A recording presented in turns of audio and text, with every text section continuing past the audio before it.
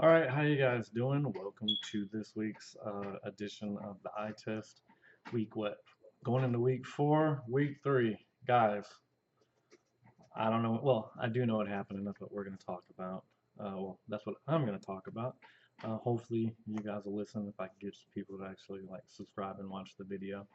But anyways, I've got some good a few hot takes. Some things that I've kind of known, and some things that I've been kind of figuring out.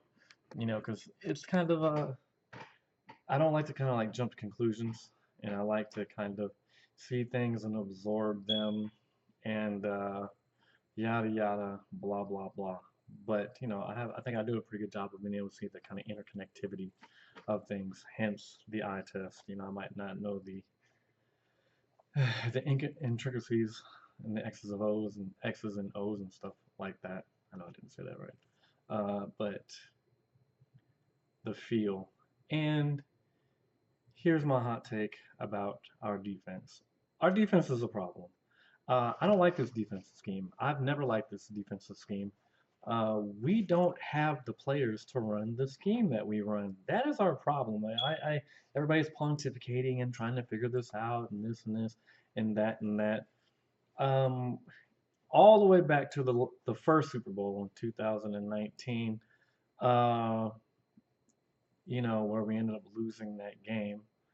Uh, to me, that was very indicative of inherent issues that we have had. And the more I watched this season, because I kind of felt it last year, people complained about Steve Wilkes, but I think he did a lot better with our secondary than people actually realize. We've never had a good secondary. I've always wanted us to get better corners. Um, and, we don't have very good individual talent, and I think that the defensive line has been hiding deficiencies in the secondary. And that is why progressively every season, since who was it? Sala was he the coordinator that year we went to the Super Bowl? We've got worse. Um, and at first, I really couldn't figure out what it was. Uh, I mean, I could, but I kind of now that I've seen it, I realized I don't like the scheme. I didn't really like was it Big Fangio's bend but don't break the scheme that we were running for years. This one doesn't really work unless you have a pass rush. And as everybody knows, we do not have a pass rush. And it's very predicated on a pass rush.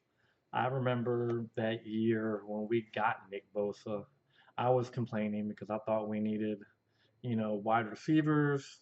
I was like, I think we had Jimmy, and I was like, we're slow. I was like, we need like a real running back. I was hoping for someone like McCaffrey. I was like, we need fast wide receivers. We don't have any corners. And they were just loading up on the defensive line. I was like, why? I'm like, we already got a lineman. They had all these dudes on the defensive line, and I was literally like, that is too much. I'm like, we got holes everywhere else. Why are they investing so much in the defensive line? And I'll tell you why. Because when you can wreak havoc on the quarterback like we were doing that season, your corners don't really got to cover for that long, and it makes bad offenses, especially speed up and get out of their game. And so that season, especially, I think that's probably the best year pressure wise. I don't think we were good at it. It's not a good defense to stop the run. It's not built to stop the run. It's kind of built to contain and control the run and the pass.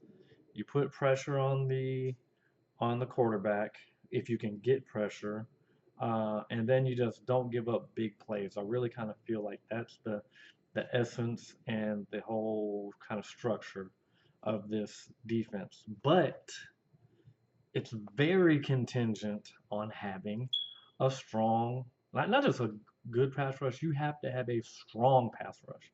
We lost that Super Bowl because on 3rd and 15, when everybody, God, my mother, who doesn't even watch football, and every little kid, over the age of 10 and up, knows that they were passing the football. Somehow We gave up a 40-yard pass play to Tyreek Hill, like the only receiver who could possibly get the ball.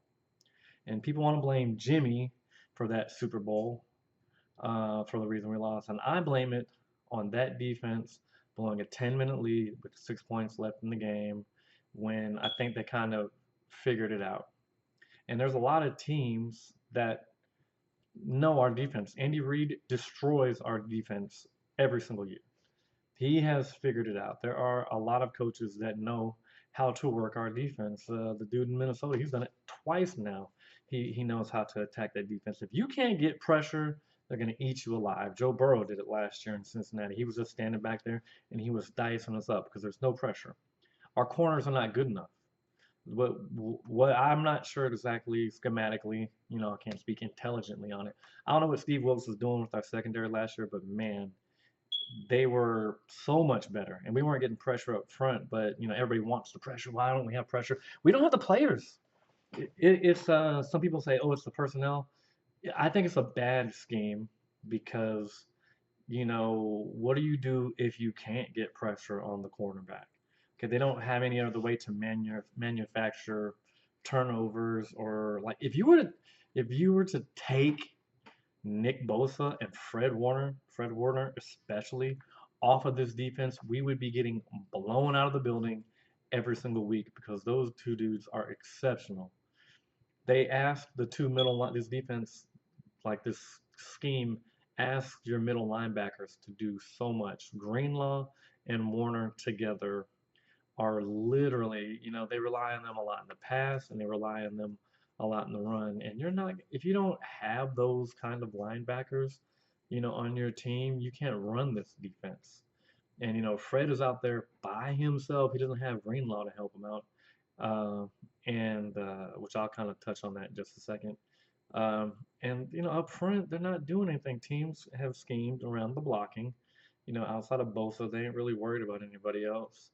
And I just think that we're not using Warner, not like kind of like the old school Steelers. They don't do a lot of blitzing like that. They don't do a lot of pressure. In the Super Bowl, Wilkes was bringing pressure. They were all over Patrick Mahomes. He was pressuring the quarterback. That was probably the best in 3 4 years I have seen uh, us as a team come after the quarterback. And that's what it's supposed to look like. When you get pressure like that, and God forbid we get a holding call, that's another thing. Uh, the defense is killer, but if you can't get pressure, we're not doing anything. We don't have the corners to cover. I still think Tutu Atwell and Justin Jefferson are running down the field. Okay, man, Tutu Atwell is an okay receiver. He ain't great. He's just fast, and he blew by. What was it Lenore? I can't remember who it was. Blew by him. I thought it was like a sprint relay. Okay, the way he just watched him go. He didn't impede his progress or nothing. I'm like, bro, all they need to do is just get downfield in the big chunk play. Y'all weren't expecting it. The defensive coordinators are not expecting these plays, and that scares me so bad because it shouldn't have happened against the Vikings.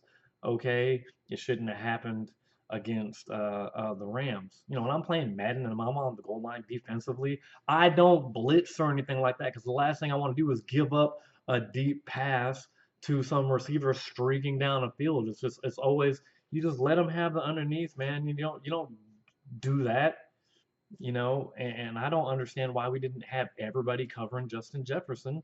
And I don't know how last game, when all the Rams needed to do was like get down the field and score a touchdown, we gave up two huge chunk plays.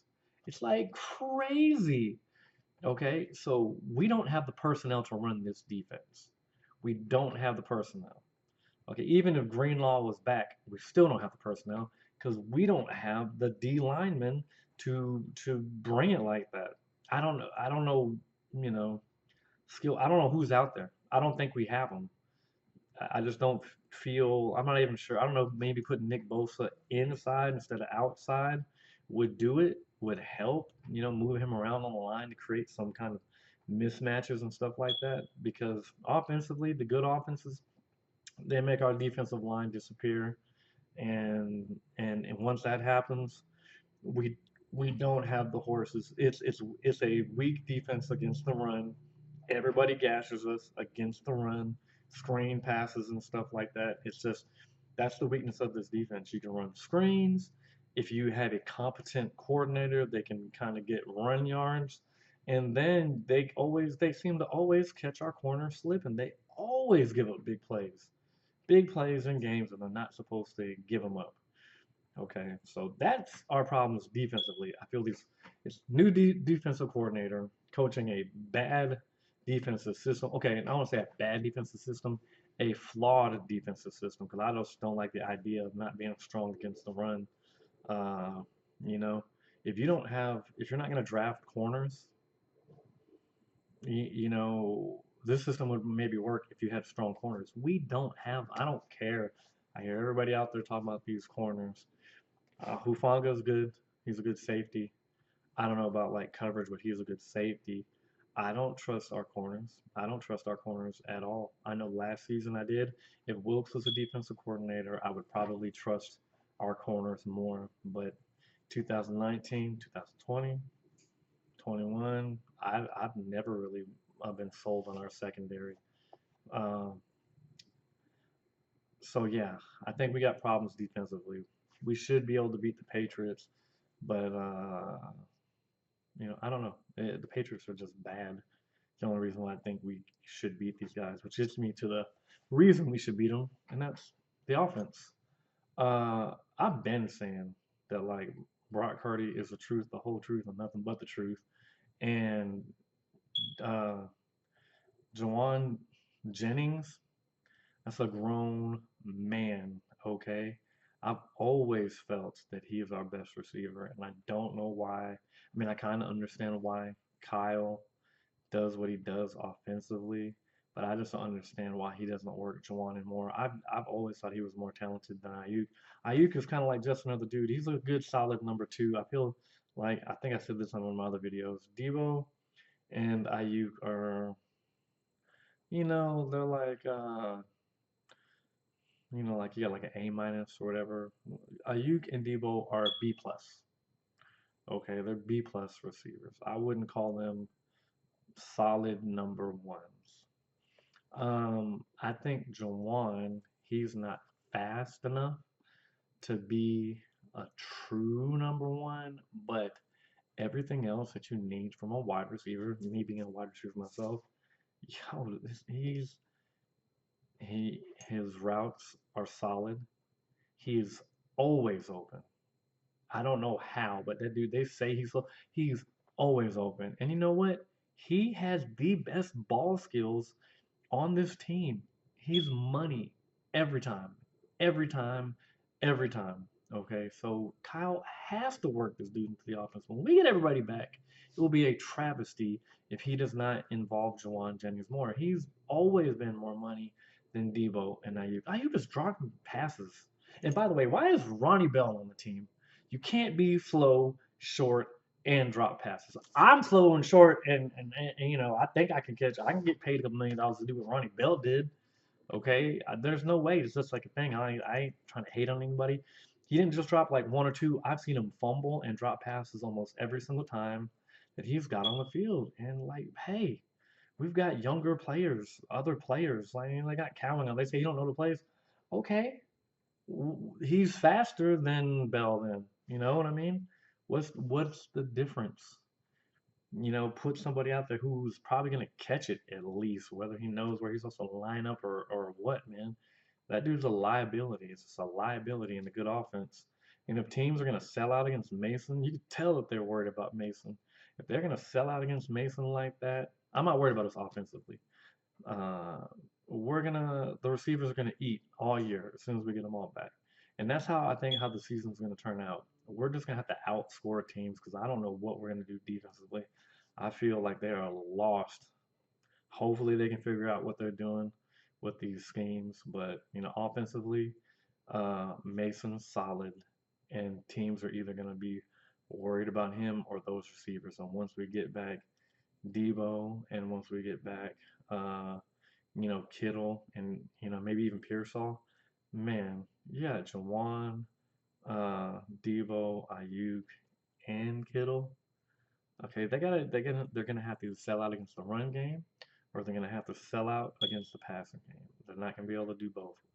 Brock is insanely good. He can read coverages. I see him making plays, man. I'm like, bro, you ain't supposed to be able to do that. He ain't supposed to be doing the stuff that he's doing. And also, fire the whole entire special teams. It ain't just this year. Since all the way back to what was that dude's name, Kyle Williams, when Harbaugh was coaching, I'm scared every single time we do a kickoff, a kick return.